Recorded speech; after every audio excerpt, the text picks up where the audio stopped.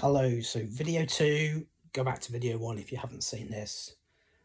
So I'm just going to continue. I accidentally actually stopped the video because I got a stupid message flashed up on my phone. I'm just going to have to ignore those.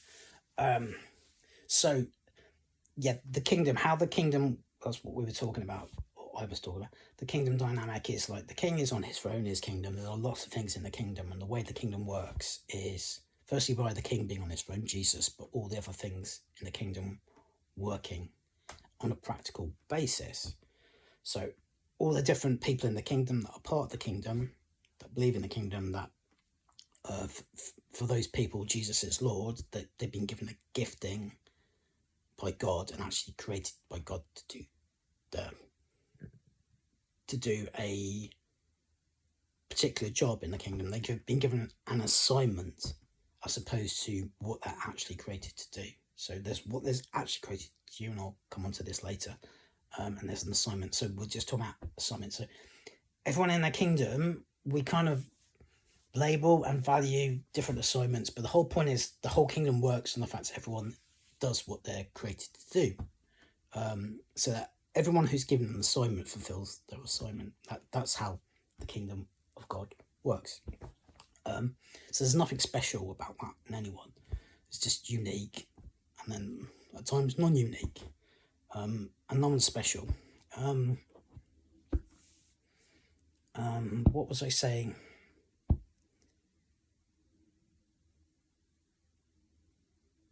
So looking forward. So I think in all honesty, if you ask me about being faithful, so the idea really is being faithful, particularly in our assignment, but actually in our more important task, which again we'll come on to later. So for me, what it's all about, life is like this is what life's all about: kingdom, God, king, creation. God created a kingdom firstly. In creation, this is the kingdom. It's just being faithful to your part and playing your part. If you imagine a play, if you've ever been to the West End or the theatre or the cinema, or even watched a film, like if they cut a bit out of a film, or if someone, particularly in a play is a better example. So you went to see a play or music, there's someone with a minor part, but actually, if they just decided to not come on and play their part, that whole story would be completely different, and that's the point. So that's kind of how I'm expressing what I actually think about my gifting. So unique, but not special. So don't make it special, make it unique. Actually, you've got a unique role to play. That's half the point. And who's to say your unique role's not more important than mine? I'm just doing my bit, and I would encourage everyone to do their bit, because that's the part we're supposed to play. So I've obviously had other prophetic experiences that was going to be partly a normal, this and other things have come along later, and like I could go into that, but like that's not really telling my story. That's telling the story behind the story, which isn't really my story. But everything would relate to, when I talk about unique, if we talk about just people that get visions and dreams and can see, are very prophetic, and they can hear and see God and get messages very clearly from God, which of different types. You can label it what you want, profound, non-profound, whatever. It's actually because of what I just said about having a role within a kingdom to do with your job. Basically, you've been given a task to do. So the thing I would say, and this is starting to go off on a bunny hop, I think is important to what I'm going to say, is like we can label that whatever it wants, but actually everything I've experienced prophetically is to do with that job and assignment. And to people that I'm giving the message to, it would appear that's not the case. They're unique messages, but actually they're not.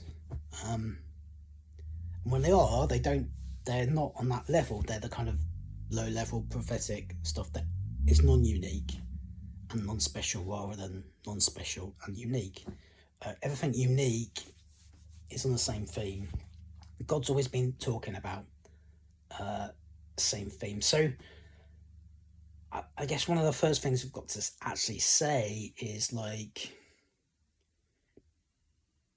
became quite clear to me before and very clear to me when I had this experience, and more clear afterwards. I have particular messages to bring, um, all interconnected, and all connected to a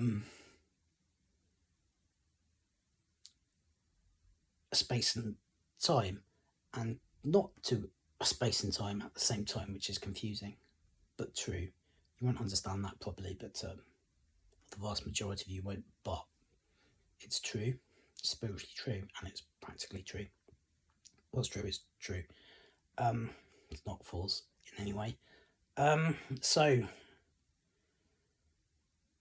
and again, that harks back to why I'm doing this now, because it'd be clear that I'm doing that.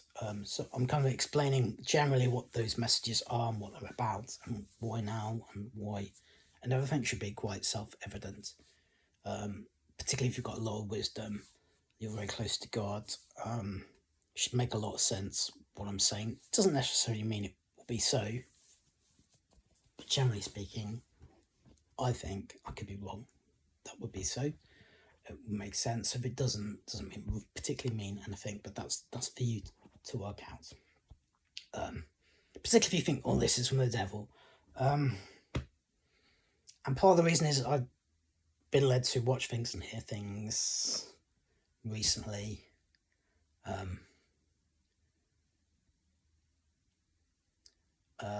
which were like, this stuff in me is quickening, and it's quickening in the world because it's space-time continuum. So got to do this now, really.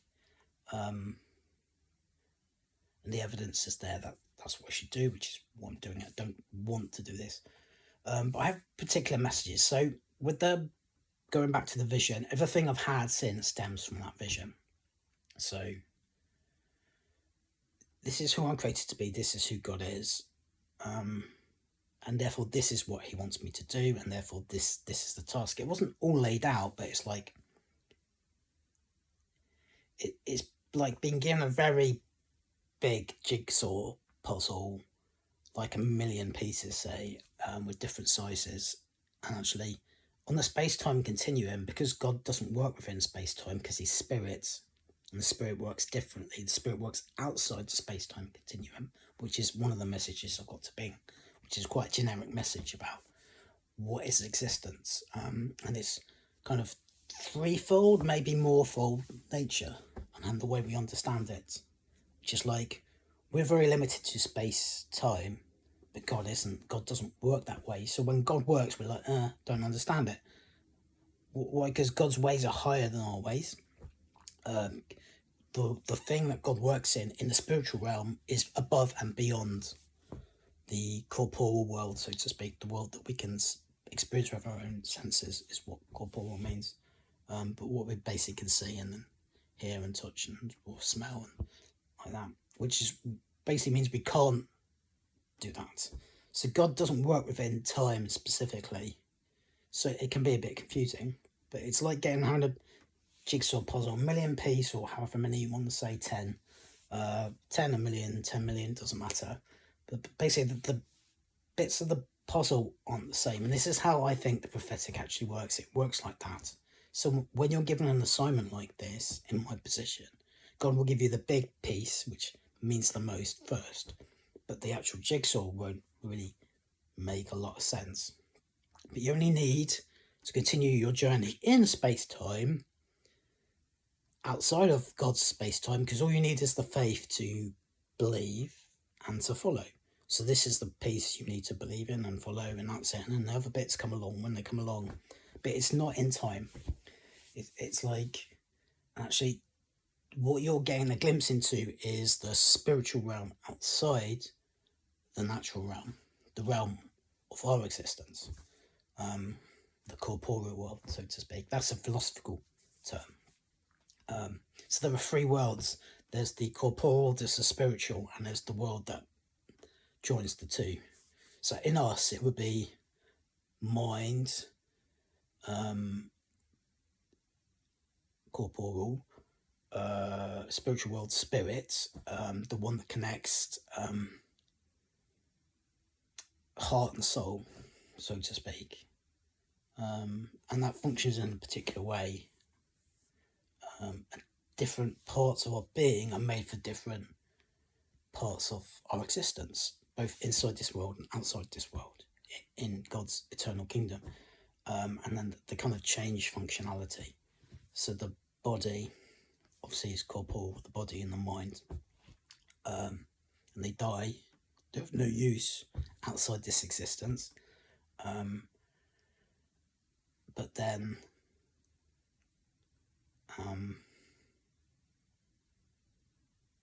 in heaven, in the spiritual realm, so to speak, the term we label it as heaven. In the heavens, it's funny, in the Hebrew it's never heaven, it's always plural, heavens. It's never, the Hebrew grammatically never says heaven. Heaven doesn't exist. So that's profound. Think about that, and think about the Bible and the Word of God, and understand the Word, what it actually says about God's Word. So yeah, heaven doesn't exist. It's always heavens. And you can say, well, it doesn't really matter. And in many ways it doesn't, but in some many ways it does. But that's kind of the prophetic. So the prophetic kind of works like that. So kind of in explaining my journey, I'm explaining things outside the journey, but I have to explain them to I think, to communicate my journey. And actually, as I said, everything works the same, these creational processes. So for me, that was the foundational, that was the seed in my assignment. As I said, everything went before makes sense, and everything that moves forward only makes sense if you base it by the foundation layer. If you're, say, building a house up, that's the foundation layer. It's the same process. A house, from the seed to the fruit, it's the same process. Things come before another. That doesn't change. I'm not going to speak anymore about space-time. But as I said, that's one of my messages. And the message in that, really, what's that about? Understanding existence. Actually, that was pretty important. So I can understand that on a scientific level and a spiritual level, which makes that one of my messages, I guess, because I don't think a lot of people really understand that at all. I mean, the scientists don't, they just have part of it. And if you study science, you'll know it's just getting ripped up by what the scientists are actually discovering. It basically rips to pieces their notions of science and what they believe about science itself, because they don't know anything about science. Science is an element of who God is. It's not an element of science itself. So the root of science is God himself. If you want to understand science without God, you're not going to understand the full picture. So that's quite profound. And again, that's why we need to understand this space-time stuff and how existence actually works in different existence. And again, there might be more than 3 planes of existence. I could quite conceivably conceive of those, but I don't conceive of them now, so I can't talk about them. So they don't exist in my world.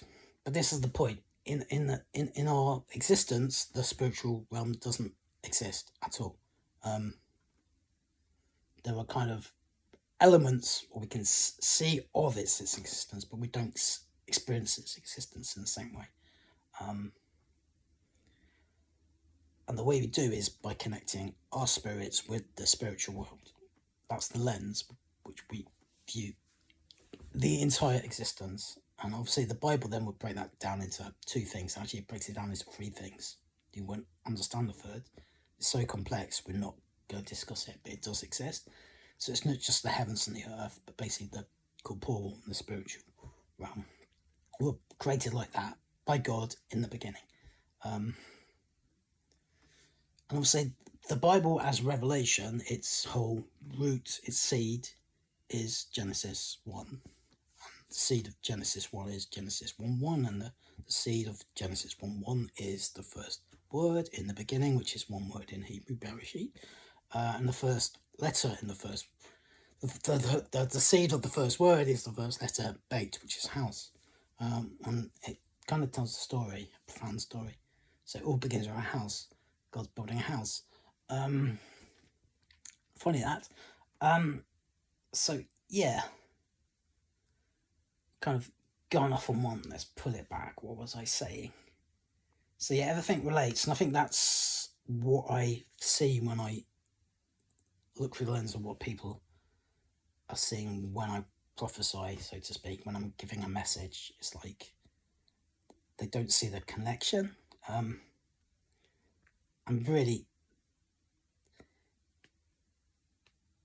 a word within space-time only exists within space-time. It exists outside space-time in the spiritual world because it's based on the spiritual world of who God actually is, how he exists. So you fundamentally understand things a lot better when you look at things like that. So every prophetic person will be the same. You'll see that in the prophetic people in the Bible. They're basically not giving the same message, but they are giving the same message on two different levels. And again, what are those levels? The corporeal world within space-time and the spiritual world that exists outside space-time. But the prophetic particularly works outside space-time, so it's particularly offensive in the way it works and the way it communicates for that reason. And there are reasons behind that we won't go into. It'd be nice to talk about them, but let's not. So I realised I would have a role to play before I had this experience. So I'm going back to my experience when I was 20, I think, in the summer. I was going to get the year. That was a mistake. I'm kind of in my 40s-ish, so to speak. Where it's just so young-ish, kind of. Yeah. Sort of not quite the turn of the last century, but at the turn of the last century would be the timing. So there's specific things going on, which is funny because once you understand that seasons, again, Genesis 1, read that in the Hebrew. It's the full realization of what that's saying is basically creation is a giant clock, is what it's saying, if you really understand it, that works within space and time, particularly related to time. It's like, no, it doesn't. It's like, yes, it does. You just don't realize it. It's Genesis 1's that profound. So anyway, rein it back. What was I saying? So, I'm gonna stop soon again. Yes. Let's go all the way back. So I had this experience. I talk about being before or after. So my life was pretty much a mess, completely, for various reasons. I'm not going to go through that part of my story because it's not really important. As I said, it only made sense afterwards. So I think I grew up, and the first thing I understood was like, I'm not like other people. Other people don't treat me like they treat other people. I mean, quite a unique set of circumstances, and I didn't really understand why.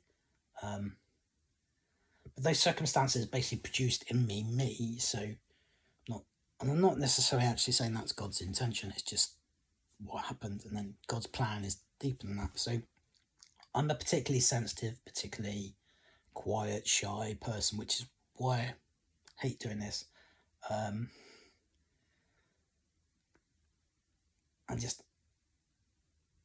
It's not good for several things. Actually, why me? So I said, basically, this is actually quite offensive. Do I believe I'm a type of Moses? Yes. Well, why? Because everyone's got their part to play. Moses' part isn't any more important. It's just his part. It's the role that God's given him. So I wouldn't actually think I was Moses, by the way. But like, I don't really care about what you think or what I even think about my part. My part is to do my part, whatever that is, big or small. actually, although there's kind of a heavy side to all this, which is diving too much in the flesh and out the spirit, it's like, in reality, I'm just doing my bit.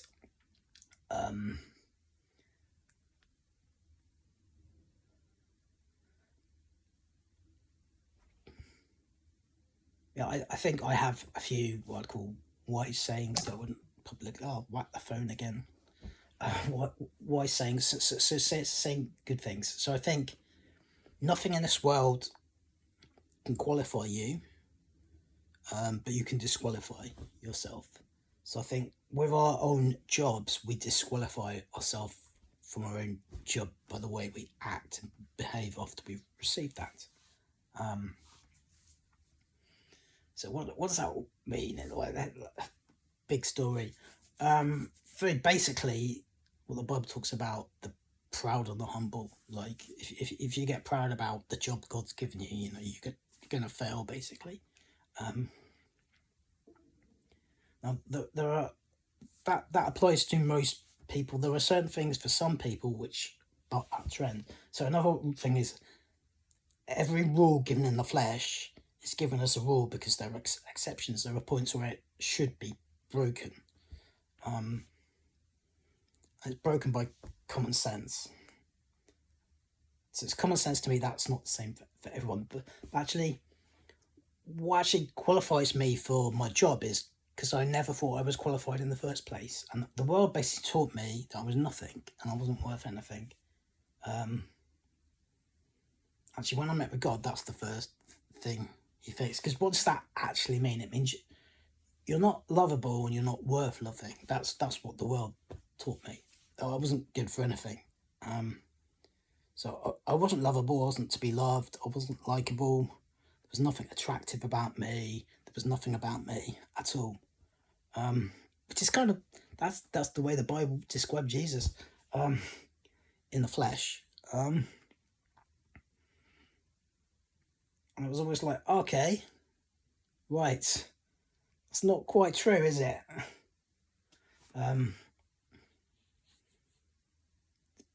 So things happen to me that shouldn't have happened. I don't read too much into that, but I experienced things that was not God's plan, but God then used that. So God's got a bigger plan under your plan. So he uses your weakness for his glory, for his opportunities. So in your weakness, God turns it in the kingdom of God. That's strength, being powered by the Spirit in the existence of who God is. That's power. That's something, but it's him doing the something, not you.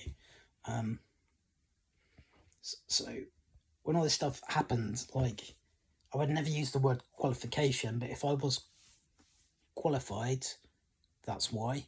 And I can always disqualify myself. So actually, the weird thing about that experience is you can't run away from it other than denying the existence of God, because God's.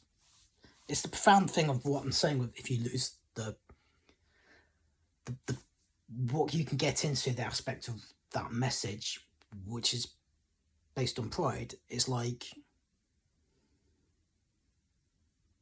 it's so wrapped up in a revelation of who God is and how he exists. Actually, to deny him and deny my job is to deny existence.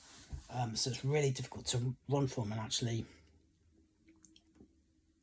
what I realised about this prophetic stuff is it's all a warning, really. So particularly on the very miraculous spiritual side of that, on the signs and wonders and the seeing things in the spirit, it's like, for one, it's very difficult to escape from it, even if you don't understand what it is. Because someone can give you a word about something which conceivably in the wider scheme of things seems insignificant. The way it becomes insignificant is because you ignore it, you deny it's from God. But when it's wrapped up in bigger things, it becomes so difficult to deny that you can't run away from it. So my story now is I would have given up many times if it wasn't for that. So it's Paul, isn't it? He talks about being rooted and grounded in love.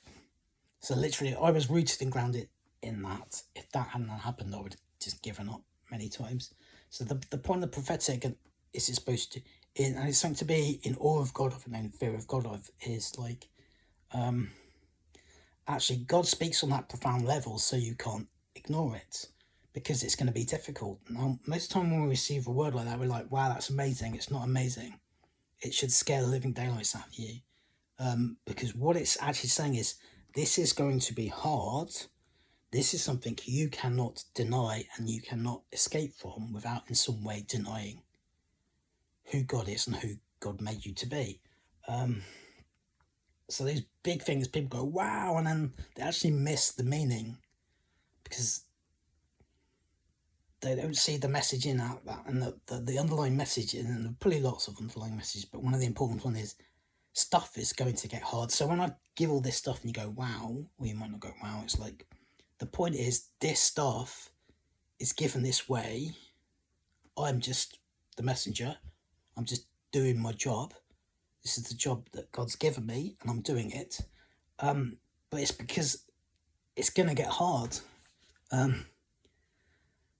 So what has existence, particularly Western existence, looked like since the turn of the decade, the 2020s? It looks like hard. It's like things are getting really hard, and there's a purpose to that.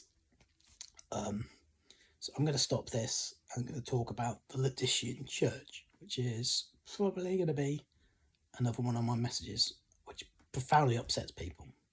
But video 3, that's it.